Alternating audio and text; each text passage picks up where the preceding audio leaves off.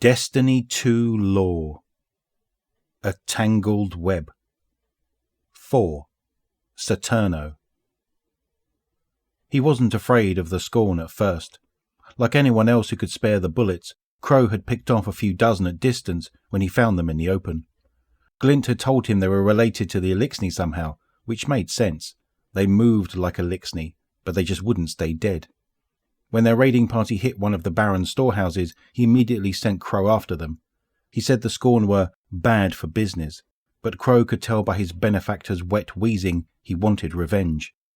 Crow was stealthy, careful, but the Scorn could smell or sense something.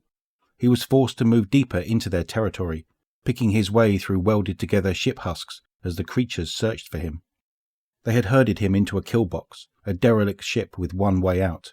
Then they started coming inside, and Crow found he much preferred fighting them from hundreds of yards away.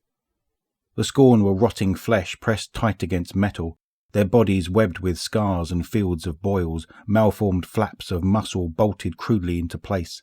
Clumps of brown cloth balled into weeping sockets. Crow reloaded his revolver and dropped 3 of the smaller ones. Their helmets were thinner, or their bone structure softer. Either way, one shot was all it took. The air was filled with the sour smell of wounds festering beneath brass. Chains dragged against metal to his left, and Crow spun. A hulking form was pulling its way through a gap in the ship's hull. Crow fired. Some of the blue pustules that ringed the creature's shoulder burst open. A thin gas rose from the wound and released an acrid smell of cold solvent. He unloaded into the thing's body, corking the tunnel with its corpse.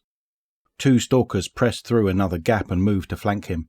He backpedaled and reloaded, fully aware he was being pushed farther into the corridors of the ship. He turned in time to catch sight of a flaming Thurible and ducked, and it collided with the side of his head. His ears rang and his revolver clattered to the floor. The stalkers hooted in excitement as something tackled him. It was one of the big raiders, its 4 ropey arms bound with filthy belts. He struggled and felt the leather straps along its forearms twist and crunch. They were caked with dried lymph.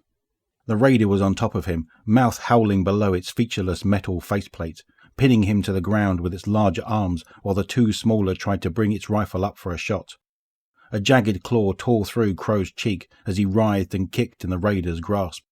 He wrestled the rifle away from his chin and forced it in the direction of the 2 stalkers. He groped blindly until his fingers found the trigger. The burst of fire hit the stalkers and they fell in a screeching heap. The raider roared and twisted the rifle from Crow's grip and flung it away. Freed of the weapon, its frenzied subarms tore at Crow's stomach. He felt claws catch and tear his own leathers, and then they were through, and his waist was slick with blood. Gibbering madly, it pulled him closer to its misshapen teeth. Thin mucus poured from somewhere under the metal faceplate, down through the thing's lipless, chittering mouth, down into Crow's face. And then he realized the creature was speaking. There was a long moment of horror, followed by one of pure revulsion. It was one thing to be torn apart by a mindless creature of madness, but this would not be allowed. Crow felt the light surrounding him more solidly than the arms of the raider. He kicked off the creature as if underwater and felt his torn stomach lurch. The raider's arms closed on nothing. It looked up in rage as Crow's shifting form tumbled away. With one hand down on the rusty deck of the craft, Crow steadied himself. The light rose from his body like steam. Knife, he thought, and some of the dissipating energy became a blade in his hand. He stood. The raider charged forward, clawed hands clattering against the ground as it skittered toward him. Crow feinted left and pulled his arm across his body, then pivoted and dropped to a knee as he let the knife go. The blade was in the creature's chest, and the blade of light in the creature became flame. The smoke was pure, the ash clean. The light was Crow's weapon, and as he walked out of the ship, it was the light that roared again and again and again from his hand. It was the light that drew Glint to Crow as he walked like a pillar of flame in the night, and it was the light that kept Crow from madness, even as the voice of the thing echoed through his mind. Father, father, father, father, father.